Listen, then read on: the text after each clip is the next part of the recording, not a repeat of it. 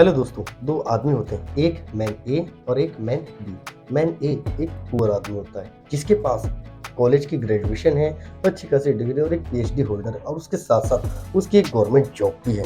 और man B जिसने अपनी पढ़ाई अच्छे से पूरी भी नहीं करी थी और उसने अपना काम स्टार्ट कर दिया था और दोनों ने अपने करियर की स्टार्टिंग एक साथ करी थी, एक ही स्टेज से करी थी। लेकिन जैसे उनकी करियर का अंत आता है, मतलब कि 50 से 60 साल की उम्र आती है, तो मैन ए जिसने पूरी जिंदगी अपनी गरीबी में बिताई, एक एक पैसे जुटाने के चक्कर में पूरी जिंदगी निकल गई, लेकिन वो पैसा कभी नहीं बचा। और तो और उसके रिटायरमेंट के लिए उसके पास खुद के मेडिसिन तक के पैसे नहीं थे। और उसी के साथ जो मैन बी है उसने अपने लिए भारी भरकम दौलत कमाई थी और साथ में अब पीछे अपने बच्चों के लिए भारी भरकम दौलत छोड़ के गई थी, ताकि अगर एक उससे अगर ना भी कमाए तो भी आराम से खा सकते थे, आराम से गुजारा कर सकते। जी हाँ, मैं बात कर रहा हूँ rich dad poor dad book के ऑथर रॉबर्ट टी कियोसाकी की स्टोरी। जी हाँ, इस rich dad poor dad book से हमें बहुत सी चीजें सीखनी चाहिए, लेकिन मैं आपके लिए इस वीडियो के अंदर इस रिच डैड पुअर डैड की टॉप 3 की लेसन आपके लिए लेके आया हूँ। और इस वीडियो में हम रिच डैड पुअर डैड की बुक समरी तो नहीं कहना चाहता, क्यों? क्योंकि किसी बुक को लिखने के लिए एटलीस्ट ऑथर के 2 से 3 साल का समय लगता है और उस 2 से 3 साल के समय के अंदर ऑथर अपने 10 से 15 साल का एक्सपीरियंस उस बुक के 200-300 पेजेस के अंदर रख लेता है। अब आप खुद सोचो कि ऑथर के 2 से 3 साल बुक को लिखने का समय और साथ में उसके 10 से 15 साल का एक्सपीरियंस को एक 10 से 15 मिनट की वीडियो के अंदर समराइज करना, एक तरफ से तो उस बुक के लिए अन्याय, उस बुक ऑथर के लिए अन्याय है। और अगर कोई बुक लवर होगा तो उसे भी चीज पसंद नहीं आएगी। इसलिए मैं आपको बुक समरी में पूरी बुक सीरीज देना चाहता हूँ, जो कि ये रिच डैड पुअर डैड की बुक की सीरीज का पहला पार्ट है। अगले पार्ट के लिए प्लीज चैनल को सब्सक्राइब करके नोटिफिकेशन बेल को हिट जरूर करें और नीचे कमेंट जरूर करें कि इसका अगला पार्ट कब तक आ रहा है। जी हाँ, तो अब हम चलते अपनी बुक की सीरीज के ऊपर। तो मैंने आपको बताया कि इस book rich dad poor dad book में से मैं आपको टॉप 3 की लेसन बताऊंगा, जो कि मैंने भी अपनी लाइफ में अप्लाई किए हैं और मैं ये इन्फॉर्मेशन अपने तक ना रखे आप तक शेयर कर रहा हूँ। इसमें से जो पहला सबसे मोस्ट इंपॉर्टेंट लेसन है जो मुझे काफ़ी अच्छी लगी, जी हाँ, उनका पहला मोस्ट इंपॉर्टेंट लेसन है हमारा कि बहुत से लोग हमेशा एक ही चीज़ बोलते हैं, क्या? कि पैसे का मोह सभी बुराइयों की जड़ है। जी हाँ, जितने भी गरीब लोग होते हैं वो हमेशा ये बोलते हैं पैसे बुरी चीज़ है, अमीर लोग बेकार होते हैं, वो गरीबों का खून चूसते हैं। लेकिन मैं आपसे पूछता हूँ, और तो और ऑथर के जो रिच डैड हैं, जी हाँ, रिच डैड बेसिकली उसके जो फ्रेंड है माइक के डैड होते हैं, जिनको वो रिच डैड मान चुके होते हैं। और उनके माइक के डैड वो हमेशा, जैसे कि उनके जो पुअर डैड मतलब कि ऑथर रॉबर्ट टी कियोसाकी के डैड है, वो हमेशा एक ही चीज़ बोलते थे, पैसे का मोह सभी बुराइयों की जड़ है।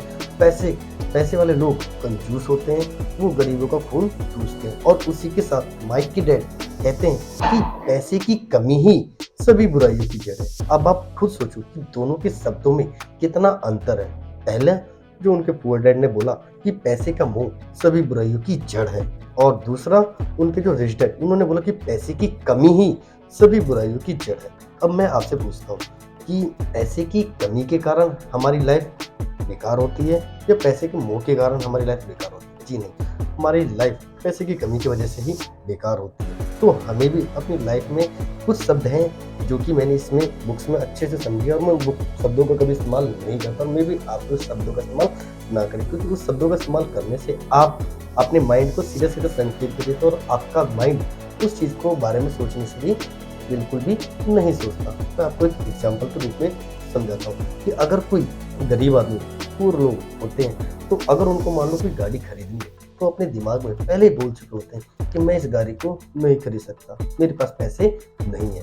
अब हमने जैसे ही ये शब्द बोले तो हमारे दिमाग में सीधे सीधे संकेत चला गया, भाई हमारे पास पैसे नहीं है, हमारी औकात नहीं है, हम इसे नहीं खरीद सकते, दैट्स इट। लेकिन इसी की जगह जो ऑथर के रिच डैड है वो हमेशा ये कहते हैं कि मैं इस चीज़ को खरीद सकता हूँ, लेकिन मैं ये नहीं पूछता कि मैं कैसे, मैं वो पूछता हूँ कि मैं इस गाड़ी को कैसे खरीद सकता हूँ। जी हाँ, जैसे ही मैंने ये सब यूज़ किया कि ये गाड़ी बहुत ही अच्छी है, शानदार है, मेरे को काफ़ी अच्छी लग रही है, लेकिन मैं इसे नहीं खरीद सकता क्योंकि मेरे पास पैसे नहीं है। इसकी जगह पे मैंने ये शब्द को इस्तेमाल करा कि ये गाड़ी बहुत ही अच्छी है, बहुत ही सुंदर और मेरे को काफ़ी अच्छी लग रही है। अब मैं इस गाड़ी को कैसे ले सकता हूँ? जैसे मैंने इस वर्ड का यूज़ किया तो मेरे दिमाग अलग-अलग तरीके, अलग-अलग चीज़ें सोचने लगेगी कि कैसे मैं इस गाड़ी को खरीद सकूँ। तो मे बी आप भी कभी इस वर्ड का यूज़ ना करें। अब आ जाते हैं अपने दूसरे की लेसन की ओर। जी हाँ, दूसरा की लेसन है हमारा, अमीर लोग पैसे के लिए काम नहीं करते। जी हाँ, रॉबर्ट की रिच डैड बताते हैं कि दुनिया के ज़्यादातर लोग कई दशकों से एक विशेष तरह के सर्कल में फंसे हुए हैं। जी हाँ, रॉबर्ट इन्हें रिच डैड रॉबर्ट के जो रिच डैड है इसे चूहा दौड़ कहते हैं। दरअसल दुनिया के ज़्यादातर लोगों को जिंदगी सिर्फ अच्छी कॉलेज में पढ़ाई करना, अच्छी नौकरी ढूंढना, शादी करना और उसके बाद जिंदगी भर अपनी सैलरी से अपने घर व कार जैसी चीज़ों के लोन भरते रहना, पूरी जिंदगी यही करते रह जाते हैं।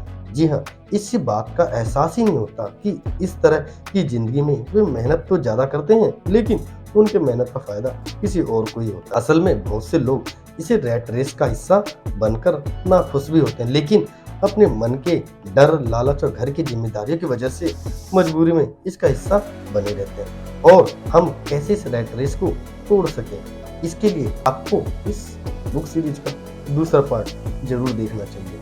इसमें मैंने बहुत सारे ऐसी चीज़ें आपके लिए रिसर्च करके रखी हैं कि मे बी हम आज से स्टार्ट करते हैं तो आने वाले कुछ समय के बाद वो काफ़ी अच्छी हो सकती है हमारे फ्यूचर प्लानिंग के लिए, जो कि मैंने अपनी लाइफ में अप्लाई भी किया है। तो मे बी सेकेंड पार्ट के लिए प्लीज़ चैनल को सब्सक्राइब करके नोटिफिकेशन बेल को हिट जरूर करें जिससे कि अगला पार्ट जब भी आता है आप तक सबसे पहले पहुंचे।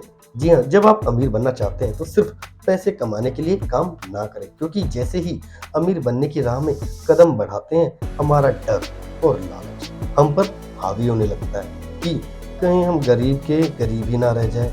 इसी डर से हम और ज़्यादा मेहनत करने में जुट जाते हैं, फिर हमारा लालच हम पर हावी होने लगता है। हम उन सारी खूबसूरत चीज़ों की कल्पना करने लगते हैं जो पैसे से हासिल की जा सकती है। अब यही डर और लालच के चक्कर में फंसे रहते हैं और गोल गोल गोल गोल घूमते रहते हैं। जी हाँ, तो हमें भी पैसे के लिए काम नहीं करना, हमें कुछ ऐसी चीज इस्तेमाल करनी है जिससे कि मे बी आने वाले टाइम में पैसे हमारे लिए काम करें। अब हम आ जाते हैं तीसरे नंबर के मोस्ट इम्पोर्टेंट की लेसन की ओर, जिसका और नाम है लायबिलिटी एंड एसेट। जी हाँ, सुनने में बड़ी ही आसान बात लगती है लेकिन यही एक रूल है जो आपको अमीर बनाने में मदद करेगा।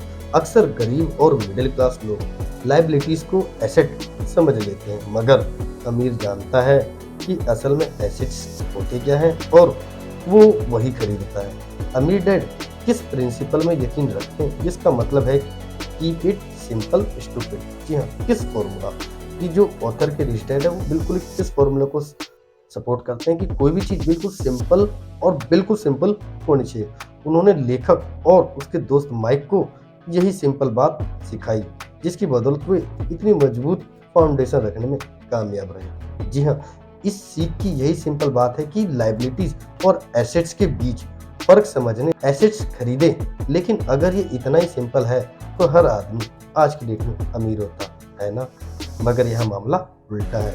ये दरअसल इतना सिंपल है कि हर कोई इस बारे में सोचता तक नहीं है। लोगों को लगता है कि उन्हें लायबिलिटीज और एसेट्स के बीच का फर्क पता है, मगर उन्हें सिर्फ लिटरेसी के बारे में मालूम है, फाइनेंशियल लिटरेसी के बारे में नहीं। जी हाँ, ऑथर ने लायबिलिटीज और एसेट्स के बीच में बिल्कुल सिंपल कॉन्सेप्ट बताया है कि जो वस्तु आपके जेब में पैसा डालता है वो आपके लिए एसेट्स है और जो जेब में से निकालता है वो आपकी लायबिलिटी है। जी हाँ, अगर मैं अपने लिए गाड़ी खरीदता हूँ तो उस गाड़ी के लिए मेरे को हर महीने लोन देना पड़ता है और उसी की जगह फिर मेरे हर कुछ दिनों में पेट्रोल के पैसे डालने पड़ते हैं। इसका मतलब मेरे जेब से पैसे निकल रहा है तो मेरी गाड़ी मेरे एसेट्स नहीं हुआ। बहुत से लोगों के मन में उनका घर लेके उनके मन में वहम बना रहता है कि उनका घर एक एसेट्स है। जी नहीं, वो घर आपका एसेट्स नहीं, वो घर आपके बैंक का एसेट्स है। अगर आपने उसको लोन के लिए है क्योंकि आप हर महीने पैसे बैंक को दे रहे हैं तो बैंक की जेब में पैसे जा रहा है, ना कि आपके जेब में पैसे जा रहा है। अगर उसी की जगह पे हम कोई अपार्टमेंट लेते हैं और उसको रेंट पे दे देते तो वो हमें हमारे जेब में पैसा डालता, तो वो हमारी एक तरफ से एसेट्स होगी।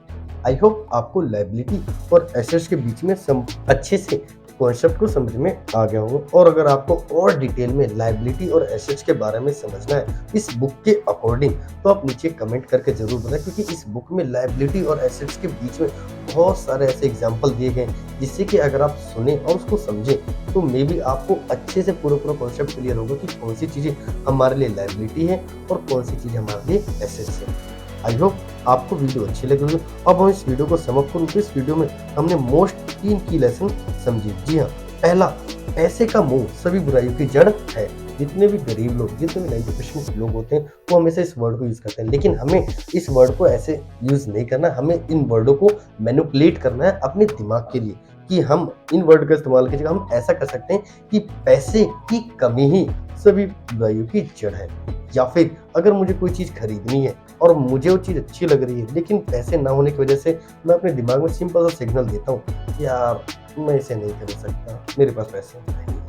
लेकिन जो ग्रोथ माइंडसेट का होगा वो हमेशा ये सोचेगा कि यार ये चीज इतनी अच्छी है, सिर्फ मेरे लिए बनी और मैं इसे कैसे खरीद सकता हूँ, मुझे उसे सोचना चाहिए। तो अब जैसे मैंने सोचा कि मैं इसे कैसे खरीद सकता हूँ, मेरा दिमाग ऑटोमेटिकली कई सारे सोल्यूशन देते रहता है। तो प्लीज आप भी इस वर्ड को यूज ना करें और ऐसे शब्दों से दूर रहें। एंड सेकंड मोस्ट इंपोर्टेंट की लेसन था, अमीर लोग पैसे के लिए काम नहीं करते। जी हाँ, आप कहीं भी काम कर रहे हो तो आप उस काम को सीखने के पर्पज से करो और फिर साथ में कुछ ऐसा स्टार्ट करके रखो, बिजनेस, साइड बिजनेस या कुछ भी ऐसा जो कि आने वाले टाइम में कंपाउंड इफेक्ट के अकॉर्डिंग वो ग्रो करें। और अगर आपको द कंपाउंड इफेक्ट के बारे में अच्छे से समझना है तो उसके लिए भी आप नीचे कमेंट कर सकते हैं। मैंने द कंपाउंड इफेक्ट बुक की सीरीज भी आपके लिए डाल रखी है, तो उससे में भी आपको कुछ और भी समझ में आएगा। अब हम चलते हैं मोस्ट इंपोर्टेंट की लेसन थर्ड की ओर। जी हाँ, थर्ड नंबर का की लेसन हमारा लायबिलिटी एंड एसेट। तो हमें हमेशा अपनी लाइफ में एसेट्स ही खरीदना चाहिए, लायबिलिटीज नहीं। और मैं भी पहले हमेशा 2-3 चीज़ें को हमेशा लायबिलिटी समझता था, लेकिन वो बेसिकली एसेट्स है, क्योंकि मेरे माइंड थोड़ा-सा छोटा सोचता था। मैं सोचता था कि हमें बड़े-बड़े अच्छे कपड़े, महँगे कपड़े खरीदने से वो मेरे लिए लायबिलिटीज़ होगा। लेकिन मैं एक स्कूल टीचर हूँ, मैं एक स्कूल प्रिंसिपल हूँ, मेरा एक स्कूल है। अब वहाँ पे अगर मैं मान लो फटे-चिटे लोकल वैसे कपड़े पहनूँ तो मे बी अच्छा फ़र्क नहीं पड़ता, लेकिन मैंने उन कपड़ों पे इन्वेस्ट किया, वो कपड़े मेरे लिए एसेट्स बने और लोगों के अंदर मेरा बिहेवियर चेंज हुआ, तो वो मेरे लिए एसेट्स है। इसी तरह आप भी अगर कोई बिजनेस कर रहे हो या कोई भी चीज़ कर रहे हो और उसके लिए आपको किसी मशीनरी, किसी इक्विपमेंट्स की लिए रिक्वायरमेंट है, लेकिन आप मन में सोचो कि यार ये खर्चा होगा, लेकिन नहीं, उससे अगर आपकी काम की स्पीड बढ़ती है, आपकी ग्रोथ बढ़ती है, तो वो आपके लिए लायबिलिटी नहीं, आपके लिए एसेट्स है। आपको वो चीज़ जरूर खरीदनी चाहिए, चाहे उसकी कीमत कुछ भी हो। आई होप आपको वीडियो अच्छी लगी होगी, और वीडियो कैसी लगी नीचे कमेंट करके जरूर बताएं, और अगले पार्ट के लिए प्लीज कमेंट जरूर करें। अब हम मिलेंगे अगली वीडियो में, तब तक के लिए बाय, टेक केयर और अपना कीमती समय देने के लिए तहे दिल से शुक्रिया।